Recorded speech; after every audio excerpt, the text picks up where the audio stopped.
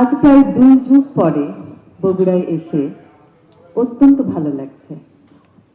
আমি প্রথমেই শ্রদ্ধা ভরে স্মরণ করতে চাই শহীদ রাষ্ট্রপতি জিয়াউর রহমান এবং আমাদের গণতন্ত্রের মা দেশনেত্রী বেগম খালেদা জিয়া। তাদের স্মৃতির প্রতি শ্রদ্ধা জানিয়ে আমি আমার বক্তব্য শুরু করতে চাই। ধন্যবাদ জানাতে চাই সিএসএফ চাইল্ড সাইড ফাউন্ডেশন গ্লোবালের সকল সদস্যকে, যাদের অক্লান্ত পরিশ্রমে আজ বিভিন্ন শিশু কিশোররা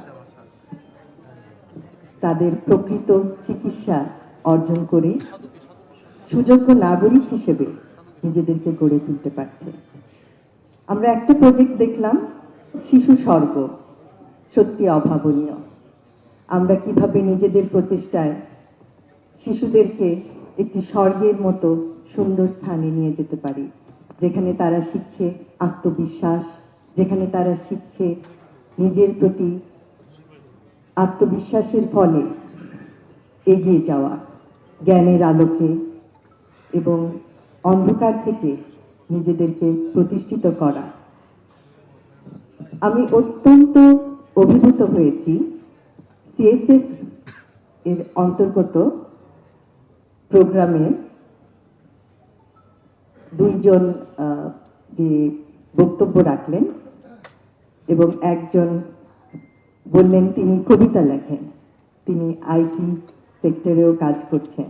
আমি সত্যি তাদের জ্ঞান এবং তাদের প্রচেষ্টা আশা করব যে তারা ভবিষ্যতে আরো উন্নতি করবে এবং সবার কাছে একটি উজ্জ্বল দৃষ্টান্ত হিসাবে থাকবে। আমরা বিশ্বাস করি যে শিশুরাই জাতির ভবিষ্যৎ। আজকের শিশু হবে আগামী দিনের দেশ গড়ার মহান সৈনিক। এবং আমাদের যে পরিকল্পনা আছে, আমাদের রাজনীতি সুষ্ঠু পরিকল্পনার রাজনীতি।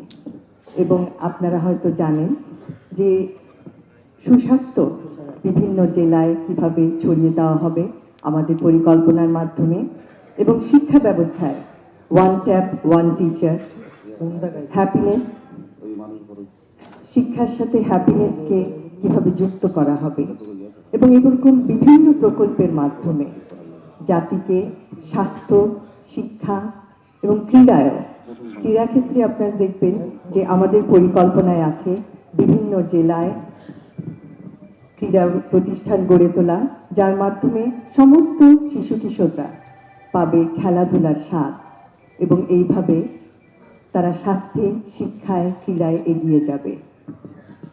আমি আবারও সিএসএফ গ্লোবালকে অত্যন্ত আন্তরিকভাবে ধন্যবাদ জানাচ্ছি আমাদেরকে এখানে আজকে আমন্ত্রিত করে আনার জন্য, এবং এই প্রতিষ্ঠানের উত্তরোত্তর উন্নতি কামনা করছি এবং সকল